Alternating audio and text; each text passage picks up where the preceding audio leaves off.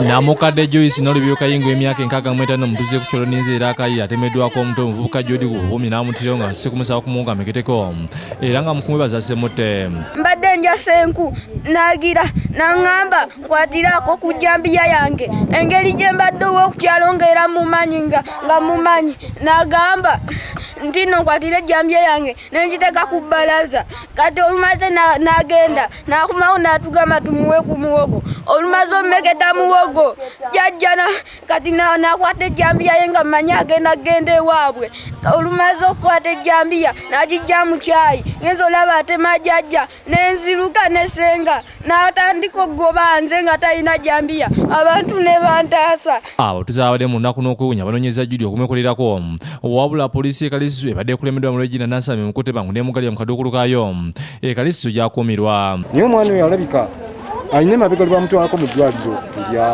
ery'abalwadde Butabike naye ne bamukomyawo ng'alabika ng'agenza atereera alina ebiseera lwatereera alina lwatabuka. Abamu ku polugalo Namukadde bawakanyizza ebya Judy okubeera omutabufu w'omutwe ng'abagamba nti kirabika yatumiddwa okukola obulabe ku muntu waabwe.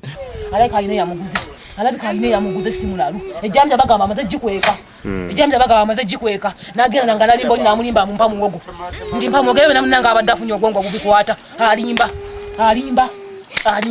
alina yamutumye bateekamu obulalu. Bategeeza nti ono yasuse okugenda amaka ga ssentebe w'ekyalo kino ng'akutte ejjambiya kyokka n'atamusangayo n'agenda ewa Namukadde nalyo byo gwase. Naye kubanga era tuyiseeko nga tukolera ejjambi n'agala okukyama bw'ati yasoose kumala kuva eri wansi n'abuuze wa chairman olugize nti mudduka lunga yampa ku nnyumba eri awo ddemu osingaana kyevudde mugala chairman taliwo otize nyina omukuuma obudde bwonna ne mugamba nti chairman omukuuma obudde bwonna bw'atuuka essaawa 5. Poliisi okuva e Kalisu ereese omusawo Dr. Kibuka ekebeza omulamu gw'omugenzi wakati mu batuuze b'okukyalo okuwunya n'okwennyamira olw'omukadde ono okutemulwa. Abamu ku batuuze bagambye nti ebikolwa by'okuyinja ku kyalo Ninzi nebyo bingi ekiyinza okuba nga etabudde ne Judy n'atemula omutuuze waabwe. Jo yabadde nanje ndowooza naye banjaga basabye abo buyinza okuba ku kibakolawo ku bantu abasusse okufuuweta enjaga. Akulira poliisi y'e Kalisu Regina Nansame ategeeza Bukedde TV nti Judy bakyamukumira ku poliisi banaamuggya okutwalibwa butabika akeberebwe ng'okulonyeza bwe kugenda maaso.